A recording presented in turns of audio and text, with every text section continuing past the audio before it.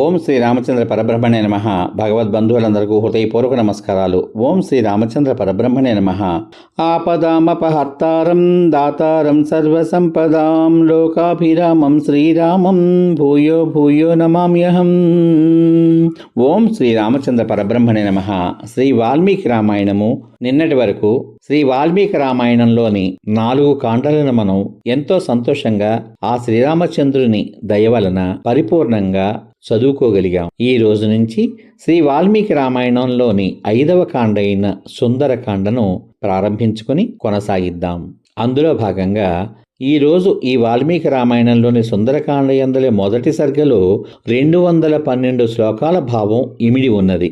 ఒకేసారి 212 శ్లోకాల యొక్క భావాన్ని వినేటువంటి సమయం ఎన్నో వ్యవహారాలలో బిజీగా ఉండేటువంటి భక్తులకు వీలు కాదు. కాబట్టి దీనిని మీ అందరి కోసం 4 భాగాలుగా చేసి చదివి మీకు అందించడం జరుగుతుంది. అందులో భాగంగా ఈరోజు మనం శ్రీ వాల్మీకి రామాయణం 5వ కాండ అయిన సుందరకాండ యందలి మొదటి సర్గ యందలి 1వ శ్లోకం నుంచి 55వ శ్లోకం వరకు గల అన్ని శ్లోకముల యొక్క వచన భావసారాన్ని హనుమంతుడు సముద్రమును లంఘించుట, మైనాకుడు అతన్ని గౌరవించుట, సురసను హనుమంతుడు ఓడించుట, సింహికను వధించుట, దక్షిణ తటము చేరి అక్కడ లంక శోభను చూచుట అనే కథగా విందాం. ఈరోజు ఇంత పెద్ద సర్గలో మీకు అందిస్తున్నది 1 నుంచి 55 శ్లోకముల యొక్క వచన భావసారం. ఓం శ్రీ రామచంద్ర పరబ్రహ్మణే నమః.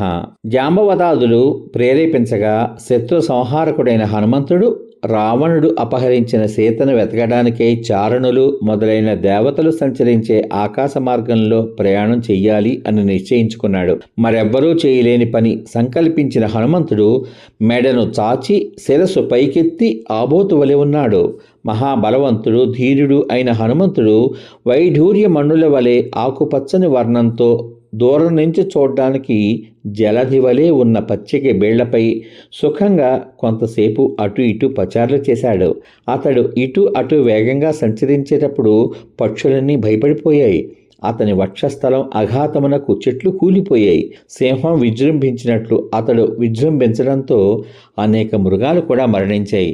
ఆ మహేంద్ర పర్వత ప్రాంతమంతా నలుపు, ఎరుపు, పసుపు, ఆకుపచ్చ మొదలైన చిత్రవర్ణాలు గల సహజములైన ధాతువులతో అందంగా ఉంది. అక్కడ కోరిన రూపాలు ధరించగల యక్షులు, కిన్నరులు, గంధర్వులు, దేవతా తుల్యులైన పన్నగులు సపరివారంగా నివసిస్తున్నారు. ఆ శ్రేష్టమైన పర్వతం క్రింది ప్రాంతమునందు అనేక ఉత్తమ గజాలు నివసిస్తున్నాయి. అక్కడ ఉన్న హనుమంతుడు మహాహరదములో ఉన్న ఏనుగువలె ప్రకాశించాడు. అతడు సూర్యునకు, మహేంద్రునకు, వాయుదేవునకు, బ్రహ్మదేవునకు, భూతములకు నమస్కరించి బయలుదేరడానికి నిశ్చయించుకున్నాడు. తూర్పుగా తిరిగి తన తండ్రి అయిన వాయుదేవునకు నమస్కరించి దక్షిణ దిక్కు వైపు వెళ్లడానికి శరీరాన్ని పెంచాడు. అక్కడ ఉన్న వానరులందరూ హనుమంతుని వైపే చూస్తూ ఉండిపోయారు. సముద్రాన్ని దాటడానికి నిశ్చయించుకుని అతడు పూర్ణిమా పర్వమునందు సముద్రము పెరిగినట్లు రామునికి సహాయం చేయడానికి పెరిగాడు. దేహమును కొలుచుటకు శక్యం కానంతగా పెద్దగా పెంచి చేతులతోనూ పాదములతోనూ పర్వతాన్ని నొక్కి పెట్టాడు. ఈ విధంగా పీడింపగా ఆ పర్వతం ఒక్క క్షణం ఊగిపోయింది. పూసిన చెట్ల చివర ఉన్న పుష్పాలన్నీ రాలిపోయాయి.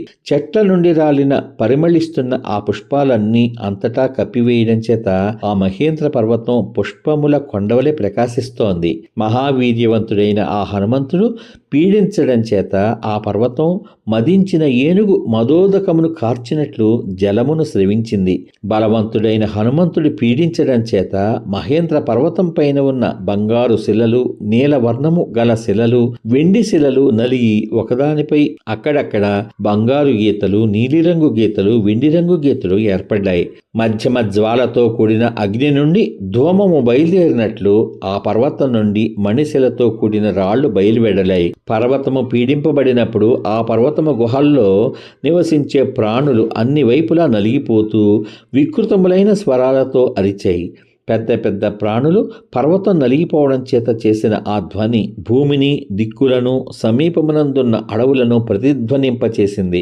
మహాసర్పములు, పడగలు విప్పడం చేత వాటిపై స్వస్తికాకారంలో ఉన్న నల్లని చిహ్నాలు, స్పష్టంగా కనపడుతున్న పెద్ద పెద్ద తలల నుండి భయంకరమైన విషాన్ని కక్కుతూ దంతములతో శిలలను కరిచాయి. తీవ్రమైన విషం గల ఆ మహాసర్పాలు కరవడం చేత పెద్ద పెద్ద శిలలు అగ్ని జ్వాలలచే దగ్ధములై 1000 ముక్కలుగా బ్రద్దలైపోయాయి. ఆ పర్వతం మీద విష సంహారకములైన ఓషధులు ఎన్ని ఉన్నా సరే అవి ఆ సర్పముల విషాన్ని శాంతింప చేయలేకపోయాయి. ఏవో భూతాలు ఆ పర్వతము బ్రద్దలు కొట్టివేస్తున్నవి అని అనుకుని మునులందరూ పైకి ఎగిరి వెళ్ళిపోయారు. అంతవరకు అక్కడ పానగోష్ఠులలో ఉన్న విద్యాధరులు భయపడి మద్యంతో నిండిన బంగారు పెద్ద పాత్రలను, అమూల్యమైన మద్యము వడ్డించే పాత్రలను, మద్యము త్రాగే పొడవైన బంగారు చిన్న పాత్రలను, అనేక విధములైన లేహ్యములను, భక్ష్యములను, అనేక విధములైన మాంసములను, నేల మీద పరుచుకొనిన ఎద్దుల చర్మాలను, బంగారు వరలలో ఉన్న ఖడ్గములను అక్కడే విడిచివేసి తమ తమ ప్రేయసులతో కూడా ఆ పర్వతాన్ని విడిచిపెట్టి పైకి ఎగిరిపోయారు. కంఠములలో బంగారు త్రాళ్ళు, శిలలపై ఎర్రని పుష్పమాలలో ధరించి శరీరములకు ఎర్రని అనులేపనములను పూసుకొని మద్యపానంచే మత్తెక్కి ఉన్న ఆ విద్యాధరులలో కొందరి కళ్ళు చాలా ఎర్రగా ఉన్నాయి. కొందరి కళ్ళు పద్మముల రేకుల వలె ఉన్నాయి. హారములు, నూపురములు, బాహుపురులు, కంకణములు ధరించిన విద్యాధర స్త్రీలు ఆశ్చర్యపడుతూ తమ ప్రియులతో కూడా చిరునవ్వు నవ్వుతూ ఆకాశంలో నిలబడ్డారు. అణిమాజ్యష్ట సిద్ధులు గల విద్యాధరులు మహర్షులు ఆధారం లేకుండా ఆకాశం నందు నిలవగల తమ మహావిద్యను ప్రదర్శిస్తూ గుమిగూడి ఆకాశంలో నిలిచి పర్వతాన్ని చూశారు. ఎంతలో వారికి నిర్మలమైన ఆకాశమునందు నిలిచి ఉన్న చారణులు, సిద్ధులు, పవిత్రమైన మనస్సు గల ఋషులు పలికిన మాటలు వినబడ్డాయి. పర్వతంతో సమానమైన వాడు, మహావేగవంతుడు, వాయుపుత్రుడు అయిన ఈ హనుమంతుడు మకరములకు నివాసమైన సముద్రాన్ని దాటదలుస్తున్నాడు. ఇతడు రాముని కొరకు, వానరుల కొరకు ఇతరులెవ్వరూ చేయజాలని పని చేయి సంకల్పించి చేరడానికి శక్యంగాని సముద్రం అవతలి ఒడ్డు చేరవలెను అని కోరుకుంటున్నాడు అని మహాత్ములైన వారందరూ పలుకుతున్న ఈ మాటలు విని విద్యాధరులు ఆ పర్వతం మీద నిలిచి ఉన్న సాటిలేని ఆకారం కల వానర శ్రేష్ఠుడైన ఆ హనుమంతుని చూశారు. పర్వతం వంటి శరీరం గల హనుమంతుడు ఒక్కోమారు కదలి రోమములను దులుపుకున్నాడు. మహామేఘం వలె గర్జించాడు. ఇంకా పైకి ఎగిరిపోతున్న హనుమంతుడు మొదట్లో లావుగాను, చివరికి పోయిన కొద్దీ సన్నంగాను ఉన్న రోమములతోనూ నిండిన తోకను గరుత్మంతుడు సర్పమును పట్టి ఝాడించినట్లు ఝాడించాడు. వేగం పుంజుకొననున్న ఆ హనుమంతుని వీపు మీద నెట్ట నిలువుగా నిలిచి ఉన్న తోక గరుత్మంతుడు పట్టి తీసుకుపోతున్న సర్పం వలె కనబడింది.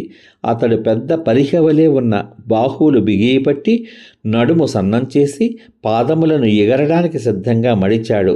అద్భుతమైన శోభ పరాక్రమం గల హనుమంతుడు భుజములను, కంఠమును వంచి శిరస్సును, బలమును, వీర్యమును పెంచుకున్నాడు. నేత్రములను పైకెత్తి దూరంగా ఉన్న తాను వెళ్ళవలసిన మార్గాన్ని చూస్తూ ఆకాశం వైపు కూడా చూస్తూ ఊపిరి బిగబట్టాడు. మహాబలశాలి వానర శ్రేష్ఠుడు అయిన హనుమంతుడు పాదాలను గట్టిగా ఆనుకుని నిలచి చెవులు వంచి పైకి ఎగరడానికి సిద్ధంగా ఉండి వానరులతో ఇలా అన్నాడు: రాముడు విడిచిన బాణం వలె నేను వాయువేగంతో రావణుడు పాలిస్తున్న లంకకు వెళ్తాను. లంకలో సీత కనబడకపోతే ఈ వేగంతోనే స్వర్గలోకానికి కూడా వెళ్తాను. స్వర్గలోకంలో కూడా నాకు సీత కనబడకపోతే ఏమాత్రం శ్రమ చెందక రావణుని బంధించి తీసుకువస్తాను. నేను అన్ని విధాలా కార్యం సాధించి సీతతో తిరిగి వస్తాను, లేదా రావణునితో సహా లంకను పెకలించుకుని వస్తాను. అతడు ఇతరమైన ఆలోచనలన్నీ విడిచి వేగంతో పైకి ఎగిరాడు. ఆ సమయమునందు ఆ వానర శ్రేష్ఠుడు తాను సాక్షాత్తు గరుత్మంతుని వంటి వాడను అని భావించాడు. హనుమంతుడు ఎగరగానే ఆ వేగమునకు అక్కడ ఉన్న వృక్షముల కొమ్మలు ముడిచిపెట్టుకుని నలువైపులకు ఎగిరిపోయాయి. మదించిన చీకు కుక్కెరలను పక్షులు నివసిస్తున్న పుష్పములతో నిండిన వృక్షములను తన తొడల వేగం చేత పెకలించి తనతో ఎగురినట్లు చేస్తూ అతడు నిర్మలమైన ఆకాశంలో ఎగిరాడు.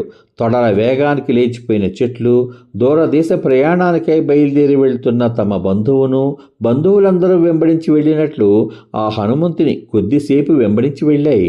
తొడల వేగం చేత పెకలించి వేయబడిన సాలవృక్షములు, ఇతర మహావృక్షములు, సైన్యములు రాజు వెనక వెళ్ళినట్లు హనుమంతుని వెనక వెళ్ళాయి. పర్వతము వంటి ఆకారం గల హనుమంతుని చుట్టూ బాగుగా పుష్పించిన అనేక వృక్షములు చేరడం చేత అతడు చూసే వాళ్ళకి చాలా ఆశ్చర్యం కలిగించాడు. మహేంద్రునికి భయపడి పర్వతాలు సముద్రంలో మునిగిపోయినట్లుగా బలమైన వృక్షములు లవణ సముద్రంలో మునిగిపోయాయి. మేఘము వలె ఉన్న ఆ హనుమంతుని మీద అనేక విధములైన పుష్పములు, అంకురములు, మొగ్గలు మొదలు పడడం చేత అతడు అంతటా మినుగురు పురుగులు కప్పివేసిన పర్వతం వలె ప్రకాశించాడు.